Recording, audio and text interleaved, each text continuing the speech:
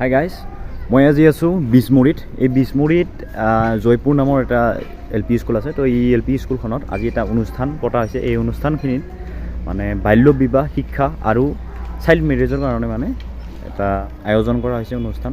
আৰু এই অনুষ্ঠানখনত সকলোকে সজাগতা কৰি দিয়া হৈছে আচলতে কি কাৰণত বাল্য বিবাহ কৰিব নালাগে, আমাৰ শিক্ষাৰ প্ৰভাৱ কি, সেই সকলোখিনি বিষয়ে ইয়াতে দেখুওৱা হৈ আছে আৰু সকলো ৰাইজক বুজোৱা হৈ আছে লাগে।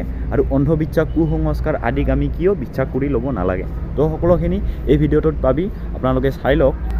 খুব সুন্দৰ এটা ব্লগ আৰু জানিবলগীয়া শিকিবলগীয়া এই শ্বুটখিনিত পাবি, এই ভিডিঅ'খিনিত পাবি। আমাৰ সন্মুখত আছে এডুকেশ্যন অফিচাৰ আৰু তাৰপিছত আমাৰ এছ আই অফিচাৰ আছে ইয়াতে, আৰু ইয়াতে থকা গণ্যমান্য ব্যক্তিসকল সকলোখিনিৰ লগতে আজি চিনা পৰিচয় হ'ল। আৰু লগতে সকলোখিনিয়ে বুজাই দিবলৈ চেষ্টা কৰা হৈছে এই অঞ্চলবাসীৰ মানুহকেইজনক।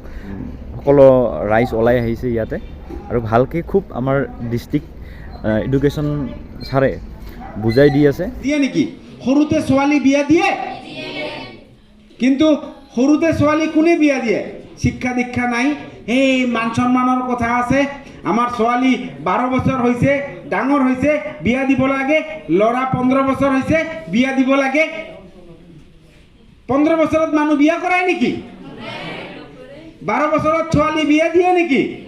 কিন্তু আমাৰ ইয়াততো তো গাইজ, এনেকৈয়ে ছাৰে সকলোখিনি বুজাই দি আছে ইয়াত থকা লোককেইজনক, আৰু ইয়াতে থকা ছাত্ৰ ছাত্ৰীসকলকে ভালকৈ বুজাই দি আছে বাল্য বিবাহ কি কাৰণ কৰিব নালাগে, তাৰপিছত অন্ধবিশ্বাস কুসংস্কাৰ এডুকেশ্যন এই সকলোখিনিৰ বিষয়ে অৱগত কৰাই আছে লিংকৰ যোগেদি। মানে ইয়াৰ লগত তাৰ কি লিংক আছে, তাৰ লগত কি লিংক আছে, সেই সকলোখিনি তেনেকুৱা এটা গ্ৰেট এক্সাম্পলৰ সহায়ত বুজাই দিবলৈ চেষ্টা কৰি আছে ছাৰে। তো চাই থাকক।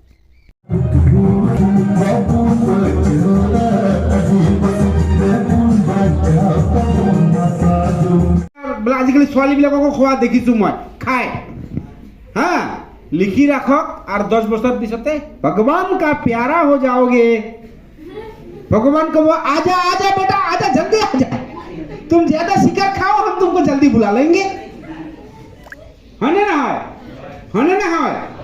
তেনেহ'লে আমি শিখৰ গুটকা তাৰপিছত এই পৰিবাৰ জৰ্দা এইবিলাক খাম নেকি? খাম নেকি? ना खाम। এতিয়া हमारा पापा लोग बोलो आप लोग भी खाएंगे क्या? আপোনালোকে খাব নেকি? Very good. যদি এতিয়া সাপোজ মই ধৰি লওক মই শিখৰ খাওঁ হা, ধৰি লওক মোৰ ল'ৰাটো 10 বছৰ বয়স, মই শিখৰ এনেকৈ খাওঁ, এনেকৈ খাই আছোঁ আৰু ল'ৰাটোক কৈ আছোঁ বাবা শিখৰ খাব নাপায়, মই বুঢ়া মানুহটো খাই লওঁ। বাবাই শুনিব নেকি? দিদি আর শুনছো কি? বাবু খানছ ছড়াছড়ি শুনছো কি? শিখর গুটকা এইবিলাক নিজেও নাখাম, ল'ৰা ছোৱালীকো খাব নিদিম। হৈছে? এতিয়া মোৰ ফালৰ পৰা ছাৰলৈ এটা প্ৰশ্ন যে এনেকুৱা এখন অনুষ্ঠান পতাৰ দৰকাৰ বুলি ছাৰে কেনেকৈ ভাবিলে, তাৰ বিষয়ে অলপমান ৰাইজৰ ফালক জনালে ভাল হয়। তো এই অনুষ্ঠানখন পতাৰ মানে এই কাৰণে অনুভৱ কৰিছোঁ যে আমাৰ এই সমাজত মানে অন্ধবিশ্বাসে মানে আমাক মানে ঘেৰি ধৰিছে। তো এইবিলাক আমি সমাজৰ পৰা দূৰ কৰিব পাৰিলেহে মানে সকলো ক্ষেত্ৰত আগবাঢ়ি যাব পাৰিম। ধৰক মানে আমি শিক্ষাৰ ক্ষেত্ৰত আগবাঢ়িব পাৰিম, অন্যান্য উন্নতিৰ ক্ষেত্ৰতো আমি আগবাঢ়িব পাৰিম। আৰু সেইকাৰণে আমি এই অনুষ্ঠানটো পাতিব অনুভৱ কৰিছিলোঁ। আজি এইখন বিদ্যালয়ত উপস্থিত থাকি খুব ভাল লাগিল। এনেকুৱা এটা পৰিস্থিতিত মানে অৰ্গেনাইজ কৰিছে আমাৰ কেমেৰামেন হৈ আছে বৰ্তমান আমাৰ ভীষ্ম চৰকাৰ দাদাই মোক ইয়াতে লৈ আহিল। খুব ধন্যবাদ মই জনালোঁ দাদাক। এনেকুৱা এটা সজাগতা সভা আমাৰ প্ৰতিখন অঞ্চলতে পাতিব লাগে বুলি মই ভাবোঁ, কাৰণ আমাৰ এই অঞ্চলখনত বা আমাৰ এই ডিষ্ট্ৰিক্টখনত ক'তবা নহয় ক'তবা বাল্য বিবাহ হওক, অন্ধবিশ্বাস কুসংস্কাৰ এইবিলাক দেখা দি থাকে। আমি প্ৰায় নিউজে পত্ৰই পেপাৰে পত্ৰই টিভি আমি দেখিবলৈ পাওঁ যে ক'তবা ডাইনী হত্যা হৈছে, ক'তবা এটা মানে হত্যা কৰা হ'ল, তেনেকুৱা ধৰণৰ আমি দেখিবলৈ পাওঁ। সেইবিলাক ৰোধ কৰাৰ কাৰণে এনেকুৱা এটা সজাগতা সভা পাতিব লাগে। আৰু আমাৰ যিবিলাক আছে যে কিছুমানে বাল্য বিবাহৰ কাৰণে উঠি পুৰি লাগি যায় পৰিয়ালবৰ্গৰ ফালৰ পৰা, যে তাক উপযুক্ত নোহোৱাতেই বিয়া যে দি দিয়ে সেইবিলাকৰ পক্ষেও আজি ইয়াতে খুব সুন্দৰকৈ বহলাই আমাৰ ডিষ্ট্ৰিক্টৰ এডুকেশ্যন অফিচাৰ ছাৰে বুজাই দিলে, জাহাংগীৰ হুছেইন ছাৰে ভালকৈ বুজাই দিলে খুব সুন্দৰকৈ। মই ভিজুৱেলকেইটা লৈছোঁ আপোনালোকৰ সৈতে শ্বেয়াৰ কৰিম সম্পূৰ্ণকৈ ভিডিঅ'টো, গতিকে কেনেকুৱা পালে এই ভিডিঅ'টো ক'ব।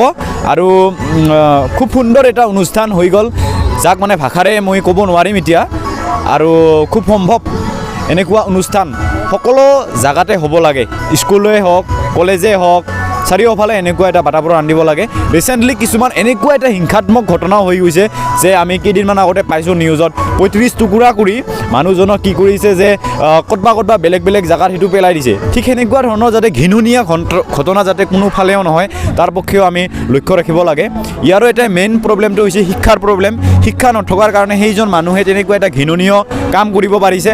তো সেইটোৱে আৰু মেইনলি ক'বলৈ গ'লে। তো কেনেকুৱা পালে এই ভিডিঅ'টো চাই জনাব কমেণ্ট বক্সত কমেণ্ট কৰি। আৰু থেংক ইউ ফৰ